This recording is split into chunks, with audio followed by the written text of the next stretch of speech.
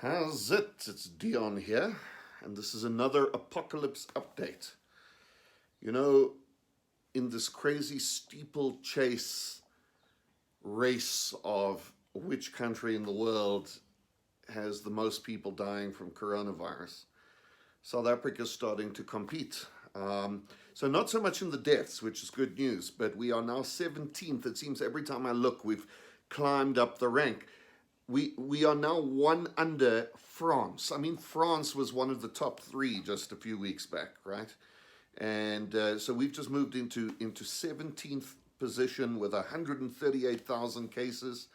I'd say by the end of this week we'll be in 10th position.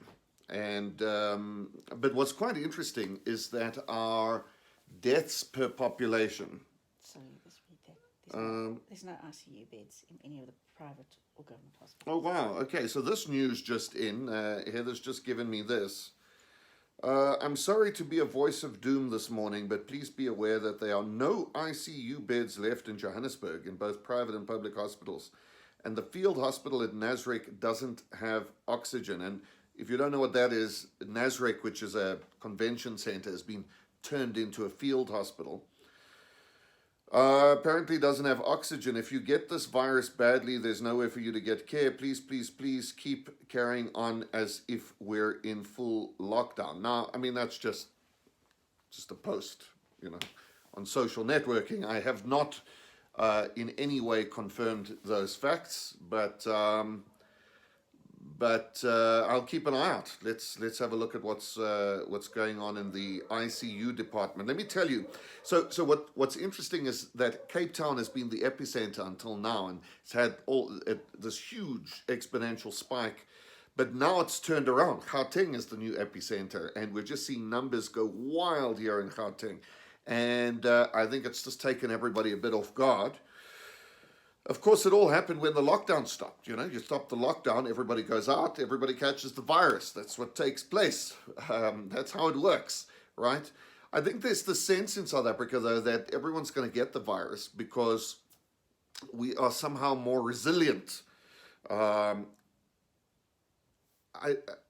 don't know. Maybe we are. Maybe we aren't. Our numbers are showing that although we have a high number of cases, we're 17th in the world on cases. We're still like, 60th in the world on deaths.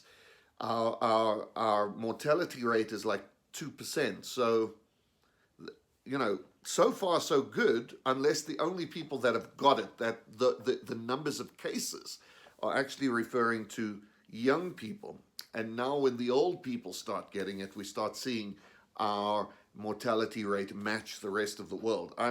You can only assume that that's where the maths is going, right? Anyway, so that's what's happening on the corona front. We're still in a type of lockdown, although things have really opened up now. They're not calling it phase 2 yet, it's phase 3, but today restaurants are allowed to open with social distancing conditions in place. I imagine that's like every second seat is allowed to be used, something like that. And they still don't allow alcohol on the weekends. So you have to buy your alcohol from Monday to Thursday. And we're still at home for the most part. A lot of my clients are back. We've changed gears at work. We're doing the kind of work we were doing pre-lockdown again, but we're still doing it virtually, right? So clients that went into kind of hibernation and those projects just stopped happening, well, they've restarted again. On the food front, we're still experimenting. Yesterday, I think I made an almost perfect mushroom risotto. It was great. So that's now my second risotto I've ever made. The first one was delicious, but I knew I hadn't got the technique quite right. The mushroom risotto was amazing. Okay, so we did this mushroom risotto with a soft egg on top that just oozed out. And it was like the best breakfast ever. So now I'm going to perfect a lemon risotto. And so we've got the paella. We've perfected the paella, not paella. Paella, we've got the risotto. We've perfected this 3-ingredient cheesecake, which is just yogurt, condensed milk, and lemon cream biscuits, which is crazy, but it's nice. I think the next thing I'm going to go on to is seafood. It's just understanding seafood. You know, how to cook different types of fish in different ways. White fish versus, you know, meaty fish and oily fish, and how they all work. So I definitely will be experimenting with that. As you know, I've been practicing a bit of guitar. I'll give you one little thing. I mean, it's just the coolest thing. It's the simplest thing. Any guitarist is going to look at me and go, what the hell is wrong with you? Let me pull it down again. So here's a guitar, right? And it's just this little chord. Now, you have to understand, this is the most technical I've been about a guitar in like 30 years. But instead of playing chords down here, so this is an A, you can play them with these other voices up here. And it's not a bar chord. That's what I'm loving, because I'd normally have to play a bar chord. But listen to that. So now,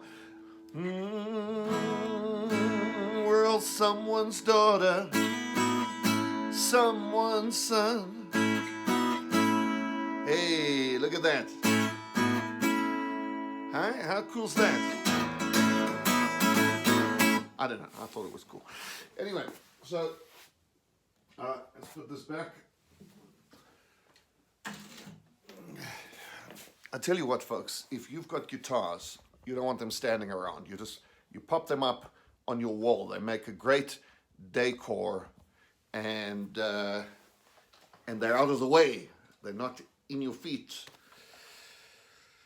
You know, what else have I been doing? I fired up Factorial again. I was like, I've got to get to an assignment, a psychology assignment this week. I've got to write an essay, and I didn't want to start yesterday. I thought I'd start this week.